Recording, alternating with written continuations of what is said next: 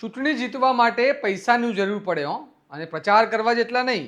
મત લેવા હોય તો મતદારને રીઝવવા તો પડે ને. અને કઈ રીતે રીઝવવાના? પૈસા આપીને. આવું થાય છે હો ભારતમાં. અને આવું બન્યું હોવાના આક્ષેપો ગીર સોમનાથ જિલ્લાની વેલણ 28 જિલ્લા પંચાયતની બેઠકમાં લાગ્યા છે, જ્યાં ભાજપના ઉમેદવાર અને તેમના સાથીદારો ઘરે ઘરે જઈને પૈસા આપતા હતા, અને તે પણ મતદાનની આગલી રાત્રે.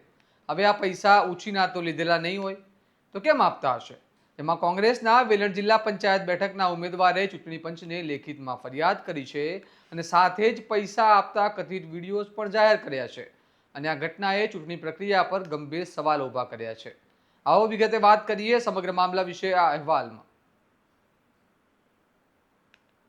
નમસ્કાર, હું ચિરાગ વર્ષાબેન. આપ જોઈ રહ્યા છો સ્વમાન. ચૂંટણીમાં ચૂંટણી પંચના નિયમોનું પાલન કરવું પડે, અને જો તમે તેનું ઉલ્લંઘન કરો છો તો તમને દંડ થઈ શકે અને ઉમેદવારી રદ પણ થઈ શકે.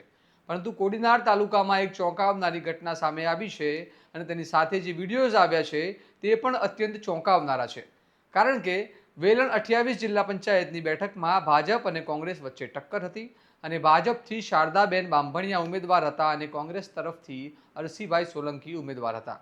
હવે કોંગ્રેસ ઉમેદવારનો આક્ષેપ છે કે મતદાનની આગલી રાત્રે ભાજપના કાર્યકર્તાઓ અને ઉમેદવારના ટેકેદારોએ માલોશ્રી ગામમાં મતદારોને ઘરે ઘરે જઈને પૈસા આપ્યા છે, જેમાં ભાજપના કાર્યકર્તા બાબુ રણછોડ સોલંકી હોવાનું તેમણે આક્ષેપ લગાવ્યો છે.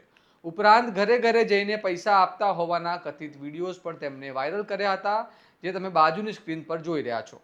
આ ઘટનામાં કોંગ્રેસના ઉમેદવાર અરસીભાઈ સોલંકીએ જિલ્લા ચૂંટણી અધિકારી અને કલેક્ટરને લેખિતમાં ફરિયાદ પણ આપી છે, જેમાં તેમણે સમગ્ર બાબતનો ઉલ્લેખ કરી ભાજપ દ્વારા ચૂંટણી પંચના નિયમો એટલે કે આચારસંહિતાનું ઉલ્લંઘન કરી મતદારોને ખરીદવાનો ગંભીર ગુનો કર્યો હોવાનો દાવો કરતા ચૂંટણી પંચના કાયદાની કલમ 123(1), 171(b) અને 171(e) હેઠળ ગુનો દાખલ કરવાની માંગ કરી છે. કારણ કે ભાજપના ઉમેદવાર શારદાબેન બાંભણિયા વેલણ 28 જિલ્લા પંચાયતની બેઠક પરથી 9031 મત મેળવી વિજેતા બન્યા છે, અને જો તેમણે નિયમોનું ઉલ્લંઘન કરી મતદારોને ખરીદ્યા હોય તો આ બાબતે ચૂંટણી પંચે તાત્કાલિક પગલાં ભરવાની માંગ કરી છે. ચૂંટણી આવે એટલે આવા આક્ષેપો લાગે, પરંતુ જો કોઈ ઉમેદવાર કે રાજકીય પક્ષ પોતાના પૈસાના દમ પર મતદારોને ખરીદે તો આ ભારતની લોકશાહીનું અપમાન અને હત્યા કહેવાય. જો આ પ્રમાણે પૈસા આપીને મતદાન ખરીદીને જ જીતવાનું હોય તો પછી ફક્ત પૈસાદાર લોકો સત્તામાં આવી શકે. અને બીજી મહત્વની વાત, આ જવાબદારી નાગરિકોની પણ એટલી જ છે. જો કોઈ પૈસા આપીને તમારો મત ખરીદવા આવે તો તમારે જાગૃત નાગરિક તરીકે તે પૈસા ન લેવા જોઈએ, અને તમારો અમૂલ્ય મત યોગ્ય ઉમેદવારોને આપવો જોઈએ. નહીં તો તમારી વાત કરનારું કોણ બચશે? હવે જોવાનું રહ્યું આ મામલે ચૂંટણી પંચ શું કડક પગલાં ભરે છે. કારણ કે ચૂંટણી પત્યા પછી કેટલાક એવા ઉદાહરણો છે કે કોઈ પગલાં ભરાતા નથી, અને પરિણામો આવે તો પણ તે ફરીથી ચૂંટણી આવે ત્યારે આવતા હોય છે.